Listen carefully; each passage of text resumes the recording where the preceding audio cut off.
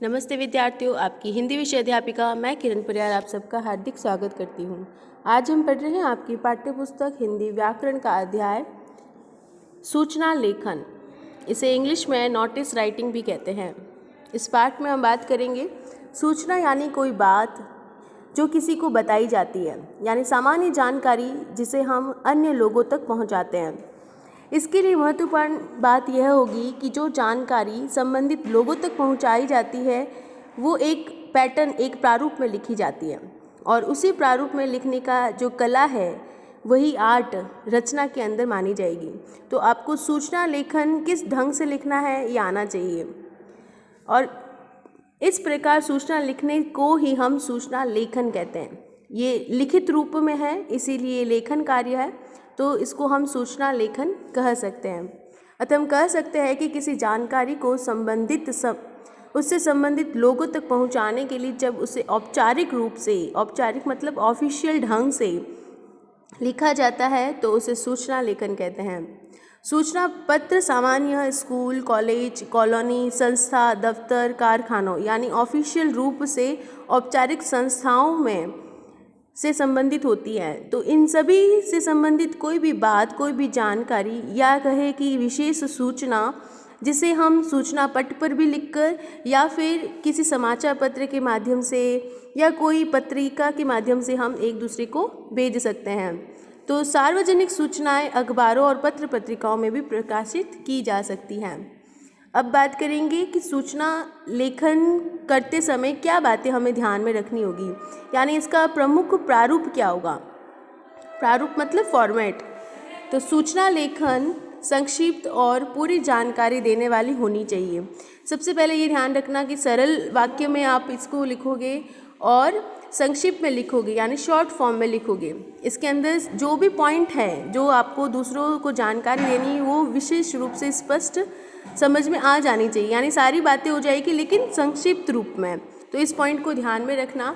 और इसका प्रारूप मतलब फॉर्मेट को कहेंगे तो सबसे पहले आएगा संस्था, स्कूल का नाम, चाहे वो विद्यालय हो, चाहे कार्यालय हो, ऑफिस हो, जो कि यहाँ पर आपने देखा था कि ये सारी जो संस्थाएं हैं इनमें से कोई भी चीज़ हो, कोई भी संस्था हो, शाखा हो, दफ्तर हो, तो ये औपचारिक रूप से उस संस्था का नाम यहाँ पर आ जाएगा जिससे हम सूचित कर रहे हैं। फिर हम हेडिंग डालेंगे सूचना। इसे हम इस फॉर्मेट के सबसे सेंटर में यानी कि केंद्र में लिखेंगे और इसको बोल्ड लेटर में लिखेंगे। फिर उसी की नीचे वाली लाइन में लिख देंगे दिनांक। दिनांक का प्रारूप मैं आपको बता देती हूँ, इसी फॉर्मेट में लिखना। जैसे अगर आज दिनांक है 11 तो हम लिखेंगे 11 फरवरी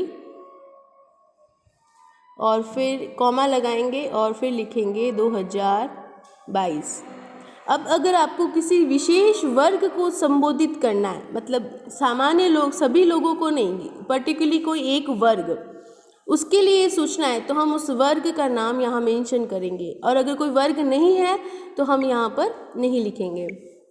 फिर आएगा विषय वस्तु।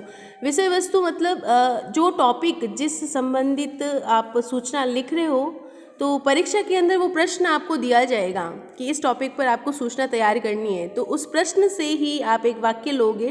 वो वाक्य आधा होगा, यानी संक्षिप्त रूप में शॉर्ट फॉर्म में हेडिंग टाइटल के रूप में आप यहाँ डालोगे। तो विषय यानी कि सब्जेक्ट आप यहाँ डालोगे कि ये मैटर जो है किस से रिलेटिव है, तो वो मैटर शीर्षक यहाँ हम लिखेंगे। फिर हम शुरुआत कर देंगे मैटर की। शॉर्ट फॉर्म में कम से कम एक और दो वाक्य में हम अपनी पूरी बात को यहाँ पर बता देंगे। यानी अगर सूचना की कहीं आमंत्रित करने की है तो दिनांक लिख देंगे, जगह लिख देंगे, समय लिख देंगे, कौन कौन लोग हैं जिन्हें आप आमंत्रित करते हो तो वो आ जाएगी।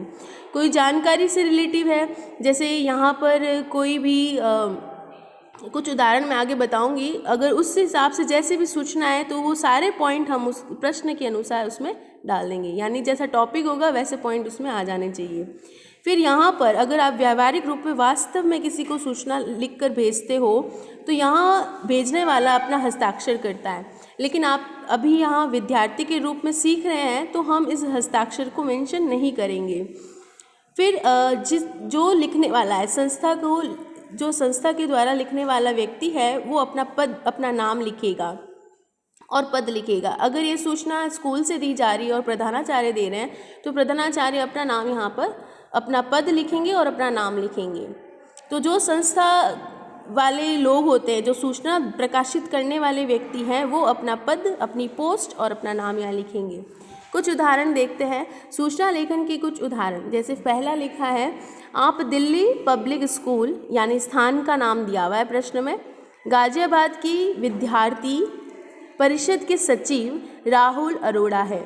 राहुल अरोड़ा यहाँ पर नाम ऑलरेडी दे रखा है, पद भी दे रखा है कि वो विद्यार्थी परिषद के सचिव है, पोस्ट दे रखी है, नाम दे रखा है और पता भी दे रखा है, यानी एड्रेस भी दे रखा है, संस्था का नाम भी दे रखा है। तो जो प्रश्न में अगर सब कुछ बातें दी हुई होती हैं तो हम उसी को फॉलो करेंगे।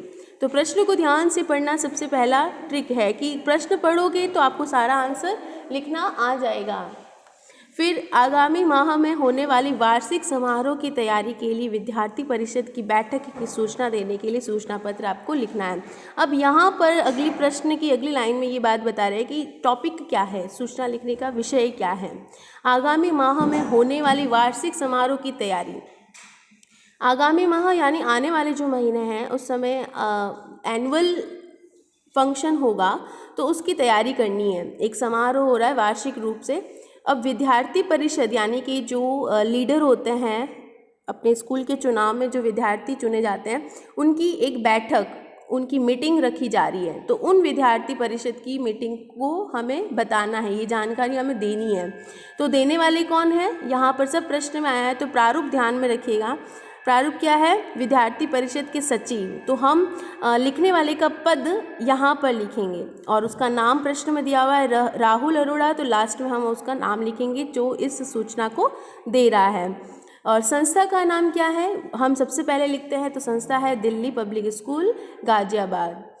हेडिंग डाल देंगे सूचना, फिर विषय डालेंगे जो सब्जेक्ट प्रश्न में है, मेन टॉपिक वो है वार्षिकोत्सव समारोह के आयोजन हेतु बैठक। उसके बाद में हम दिनांक लिखेंगे। यहाँ कभी भी कोई किताब में या नेट से कहीं से देखते हो तो XX लिखा होता है। XX मतलब जो ईयर आप लिखना चाह रहे हो वो ईयर लिखोगे।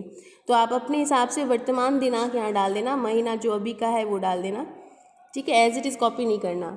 फिर नेक्स्ट आता है, विद्यार्थी परिषद के सभी सदस्यों को सूचित किया जाता है। हम स्टार्टिंग जो है वो इसी तरह से बनाएंगे, हम सभी सदस्यों को सूचित करना चाहते हैं या समस्त विद्यार्थियों को सूचित किया जाता है कि विद्यालय के वार्षिकोत्सव की तैयारी के संबंध में आवश्यक चर्चा हेतु विद्यार्थी परिषद की बैठक इतनी तारीख को मध्यावकाश यानी कि मिड टाइम में, दोपहर के समय में स्कूल के सभागार में होनी निश्चित हुई है। स्कूल के सभागार यानी कि असेंबली हॉल कह दो, जहाँ पर बड़ा सा रूम होता है, बड़ा हॉल होता है, आयोजन किया जाता है। तो वो स्थान हमने बता दिया है, दिनांक हमने बता दी है, और वहाँ पर किसकी बैठक है, विद्यार्थी परिषद की बैठक है।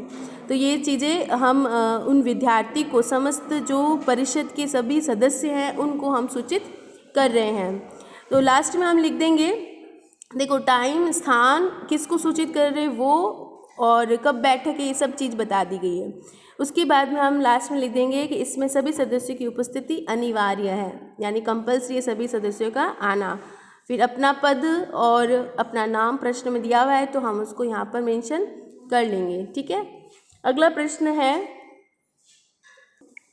प्रश्न देखते हैं। इसमें लिखा है, आप दिल्ली पब्लिक लाइब्रेरी जनकपुरी के अध्यक्ष हैं। दिल्ली पब्लिक लाइब्रेरी ये स्थान है, उस संस्था का नाम है, जगह भी आ गई है जनकपुरी। अब अध्यक्ष है, ये पद आपको दिया है, तो पद हम सबसे नीचे लिखेंगे।